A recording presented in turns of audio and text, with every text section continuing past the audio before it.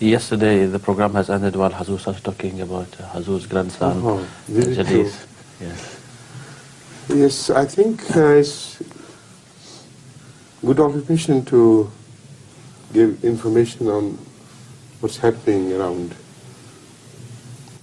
One thing which I forgot to mention last time was that I noticed the presence of Hong-Kongian Chinese in all the areas which I visited. Even in Alaska, I reached there and started buying properties worth millions upon millions.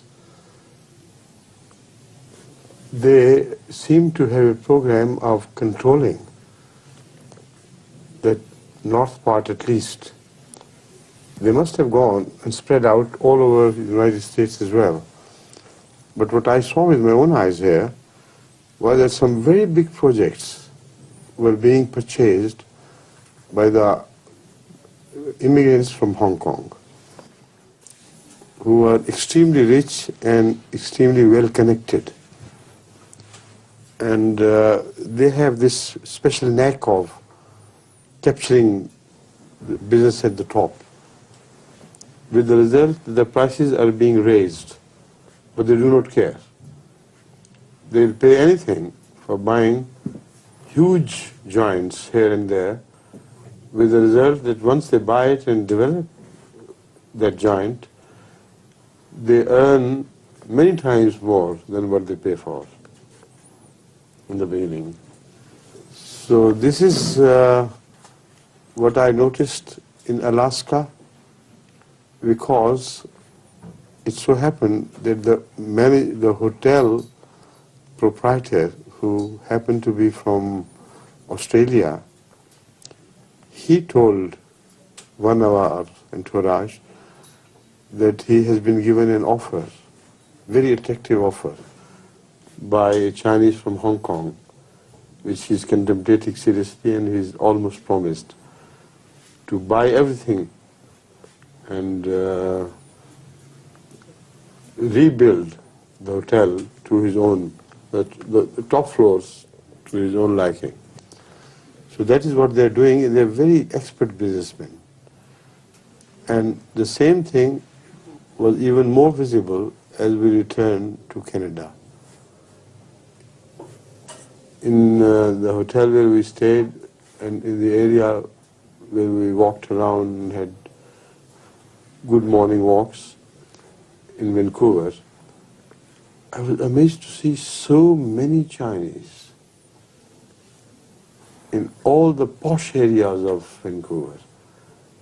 And during every morning walk, we encountered the Chinese running around. There was hardly an American to be seen. Most of those who jogged along the sea bank were Chinese.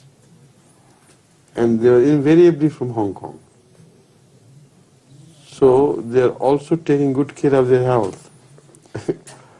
And the areas, the very best areas which were shown to me by our host, Mr. Lutfrahman, were all the property of Chinese, Hong Kong Chinese.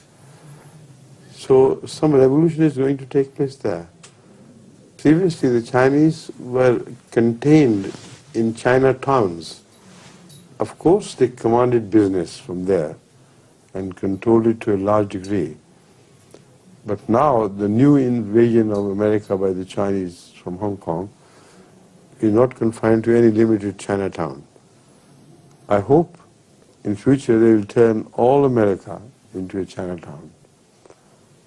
And this is, in a way, Chinese way of taking their revenge from their earlier masters. Please.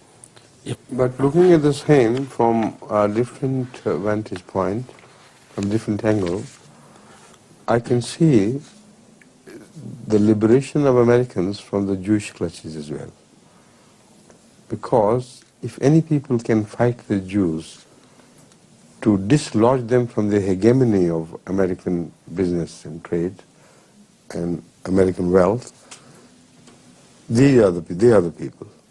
No one else can beat the Jews at their game. They can. They're well organized. They're very rich. They know how to capture the places of future income. At present they sink their money, then the income begins to emerge from there.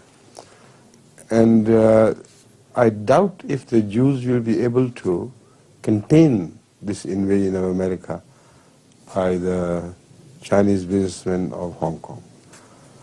So very interesting prospect is before us. Let's see what happens. The fight is on between the Chinese and the Jews.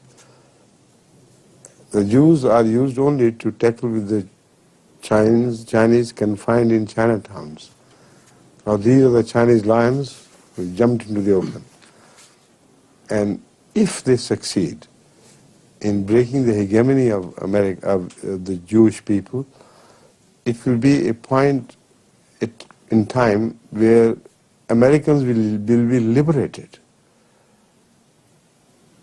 Both will fight against each other, and the Americans will not have to do lip service to the Jewish people. They do lip service because they're compelled to do it. Deep within they don't like it. That's why I use the word lip service. They will not have to continue to do lip service to the Jewish people, so that during the elections, etc., their money and their wealth and their influence favors such politicians who side with them. With the Chinese influence growing wider and bigger, the politicians can also have another boat to put their feet in. Both the feet, not one foot only. And that is what I mean would be a means of liberation of the American people from the Jewish clutches. And this offers a new prospect for the resulting world in America in the future.